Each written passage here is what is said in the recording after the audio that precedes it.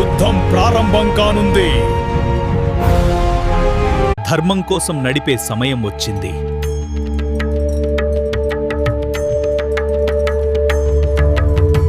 ఇవాళ నేను ఎలా యుద్ధం చేయగలను? చూడు అర్జునా, ఇది నీ విధి. నాకేం అర్థం కావు. నీ కర్తవ్యం చెయ్యి. ఫలితాన్ని గురించి ఆలోచించవద్దు. నేనే సమస్తం.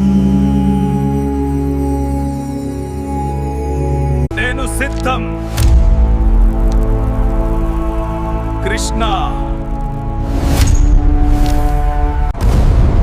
ధర్మం కో సహకార్ దోయో.